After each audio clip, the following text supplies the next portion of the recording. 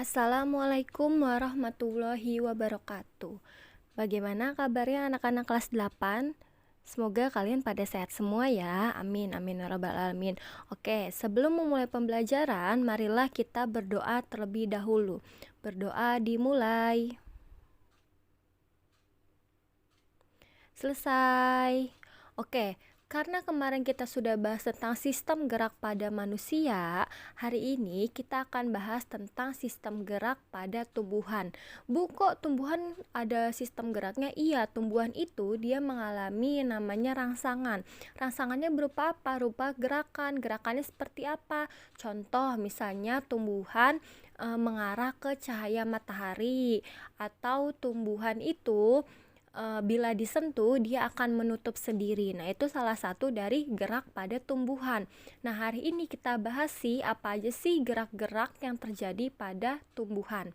Yuk kita bahas ya. Oke, yang pertama yaitu adalah kita bahas tentang macam-macam gerak pada tumbuhan. Macam-macam gerak pada tumbuhan itu dibagi menjadi 3. Ada namanya gerak autonom atau gerak endonom, ada yang namanya gerak higroskopis, dan ada yang namanya gerak esionom. Apa sih bedanya? Oke, kita bahas ya. Yang pertama adalah gerak autonom. Apa sih gerak autonom? Gerak autonom adalah gerak yang tidak disebabkan oleh rangsangan dari luar. Contohnya adalah gerak kloroplas memutar mengelilingi isi sel pada sel daun hidrilla. Jadi gerak autonom itu gerak yang tidak dipengaruhi oleh rangsangan dari luar. Jadi gerak yang sudah dirangsang dari dalam itu seperti itu. Ya, itu adalah gerak autonom. Selanjutnya, yang kedua adalah gerak higroskopis. Nah, gerak higroskopis itu adalah gerak bagian tumbuhan yang diakibatkan oleh pengaruh perubahan kadar air dari sel sehingga terjadi pengerutan yang tidak sama. Jadi higroskopis itu disebabkan oleh adanya gerak perubahan kadar air. Jadi karena adanya air atau perubahan yang dipengaruhi oleh kadar air dari tumbuhan tersebut. Contohnya, misalnya pecahnya buah polong yang sudah kering pada lamtoro, jarak, dan kembang merak. Nah, itu biasanya kalau misalnya tumbuhannya itu sudah harusnya meledak keluar itu atau pecah keluar, itu biasanya disebabkan karena kadar airnya itu sudah banyak sehingga dia harus keluar atau terjadinya pengerutan. Selanjutnya yang ketiga itu ada gerak esionom. Nah, gerak esionom itu adalah gerak yang dipengaruhi oleh rangsangan dari luar. Tadi kan kalau gerak autonom itu tidak dipengaruhi oleh dari luar. Sedangkan kalau gerak esionom itu adalah gerak yang dipengaruhi oleh rangsangan dari luar. Nah, gerak esionom ini dibagi lagi menjadi 3. Ada gerak tropisme, ada gerak taksis, dan ada gerak nasti. Apa aja sih bedanya? Yuk kita bahas ya. Yang pertama yaitu adalah gerak tropisme. Apa sih gerak tropisme? Nah, gerak tropisme itu adalah gerak tumbuhan untuk mengubah posisi baik menjauhi atau mendekati stimulus, dan gerak tubuh tumbuhan merupakan respon tumbuhan terhadap rangsangan dari luar. Jadi si tropisme itu adalah gerak akibat adanya stimulus yang diberikan. Ya, itu adalah gerak tropisme. Nah, di dalam gerak tropisme ini ada 4 macam.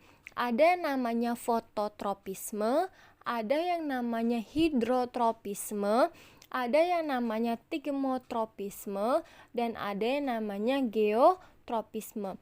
Apa sih bedanya? Yuk kita bahas yang pertama, yaitu adalah fototropisme. Bisa dilihat dari gambar bahwa fototropisme itu dia adalah gerak pada tumbuhan yang belok, iya kan? Nah, belok karena apa sih? Nah, jadi fototropisme adalah gerak pada tumbuhan yang dipengaruhi oleh cahaya matahari. hari. Kalian pernah kan waktu percobaan kelas 7 itu ada percobaan kacang hijau. Nah, kacang hijau yang kena matahari dia akan berbelok.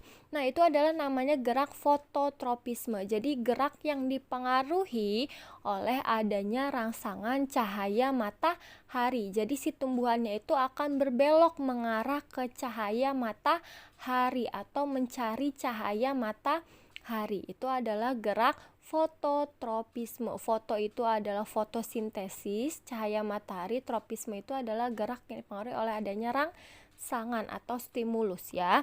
Jadi fototropisme adalah gerak yang dipengaruhi oleh cahaya matahari.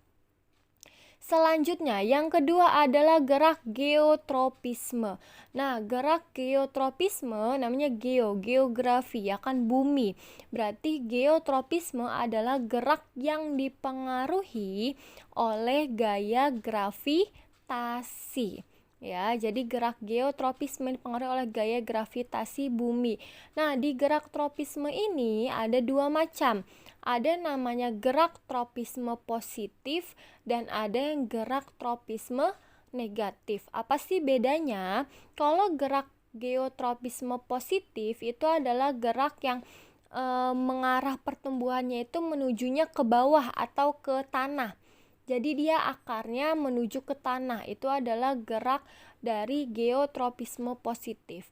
Sedangkan kalau geotropisme negatif, itu dia arah pertumbuhannya menuju ke atas atau akarnya itu adalah menuju ke atas ya. Itu adalah geotropisme negatif. Coba kalau dilihat dari kalian melakukan percobaan, kalau misalnya akarnya itu menuju ke bawah, itu adalah gerak dari geotropisme positif. Sedangkan kalau akarnya itu menuju ke atas, ya pertumbuhan akar yang menuju ke atas, berarti itu adalah gerak geotropisme negatif.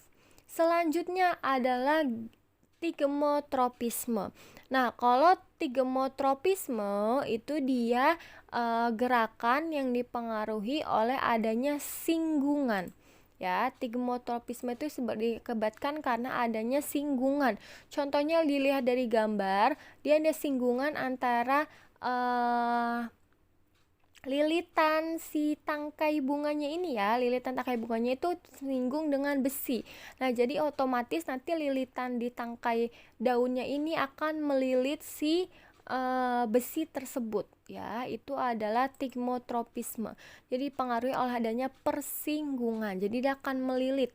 Contohnya lagi misalnya buah apa lagi? Biasanya yang daun yang berantai ke bawah gitu ya. Nah, itu adalah sama-sama tigmotropisme.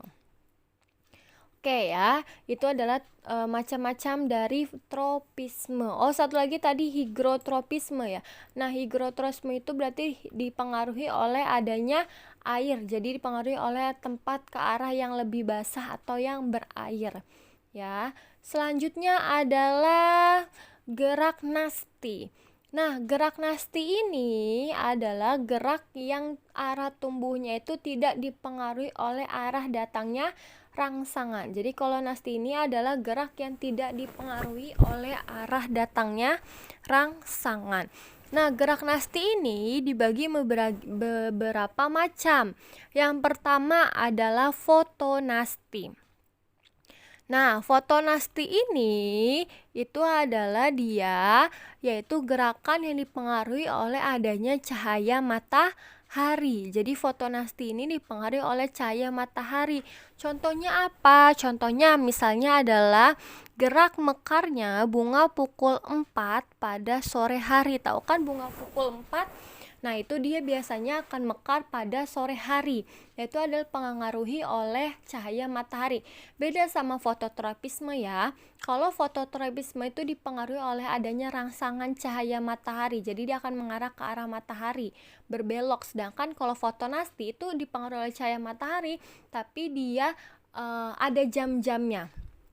Ya, itu adalah fotonasti. Jadi dia dipengaruhi oleh adanya rangsangan cahaya. Selanjutnya adalah termonasti. Nah, termonasti ini adalah gerak yang dipengaruhi oleh suhu ya. termometer, suhu, jadi dipengaruhi oleh suhu. Termonasti, dipengaruhi oleh suhu. Contohnya adalah mekarnya bunga tulip pada suhu tertentu. Nah, jadi kalau bunga tulip kan dia bisa mekar hanya beberapa bulan atau beberapa tahun kemudian, ya kan. Nah, itu diabaikan oleh adanya suhunya itu harus dingin. Nah, itu adalah termonasti. Selanjutnya adalah niktinasti. Nah, kalau niktinasti itu dia adalah gerak yang disebabkan oleh kondisinya gelap, ya. Niktinasti itu dipengaruhi oleh kondisinya dia adalah gelap. Itu adalah niktinasti, ya. Atau putri malu, contohnya adalah gerak pada putri malu, diakibatkan karena adanya sentuhan, ya kan, karena adanya sentuhan. Selanjutnya adalah yang tadi putri malu itu namanya adalah seismonasti. Nah, seismonasti itu tadi akibat adanya sentuhan, contohnya adalah putri malu. Selanjutnya adalah nasti kompleks. Nah, nasti kompleks ini dia diakibatkan oleh yang namanya adanya rangsangan dari lebih dari satu rangsangan. Contohnya misalnya adalah gerak membuka dan menutupnya mulut daun karena adanya cahaya matahari, zat kimia, air, dan suhu atau stomata. Jadi stomata ini akan mengalami membuka dan menutup diakibatkan karena adanya cahaya matahari, zat kimia, air, dan suhu. Selanjutnya adalah taksis. Nah, taksis ini itu adalah gerak yang dipengaruhi oleh datangnya sebuah rangsangan. Jadi taksis ini adalah gerak yang dipengaruhi oleh datangnya sebuah rangsangan. Contohnya adalah fototaksis dan kemotaksis. Nah, kalau fototaksis itu adalah gerak yang dipengaruhi oleh adanya cahaya matahari. Contohnya adalah gerakan pada euglena yang selalu mendekati cahaya. Nah, itu adalah namanya, atau dia gerak yang dipengaruhi oleh, contohnya adalah gerakan klorofil menuju ke permukaan yang mendapat cahaya dan gerak spora, ya, itu adalah fototaksis. Selanjutnya adalah kemotaksis. Nah, kemotaksis ini dipengaruhi oleh adanya rangsangan kimia. Contohnya adalah gerak spermatozoid yang dibentuk oleh tumbuhan atau tanaman lumut dan tanaman paku menuju ke sel telur yang terdapat dalam arkegonium karena tertarik pada gula dan protein yang dihasilkan oleh arkegonium. Ya, jadi kalau fototaksis itu dipengaruhi oleh cahaya matahari, sedangkan kalau kemotaksis itu dipengaruhi oleh karena adanya rangsangan kimia. Nah, itu adalah gerak-gerak pada tumbuhan. Jadi gerak pada tumbuhan ada dibagi 3, ya. Ada autonom atau endonom, ada higroskopis, dan ada esionom. Nah, esionom dibagi lagi menjadi berapa? Dibagi 3, ya kan? Ada tropisme, ada taksis, dan ada niktinasti. Ya, namanya adalah gerak nasti, ya, atau gerak nasti. Nah, itu adalah respon-respon pada tumbuhan. Oke, mungkin cukup sampai sini, kurang lebihnya mohon maaf. Wassalamualaikum warahmatullahi wabarakatuh.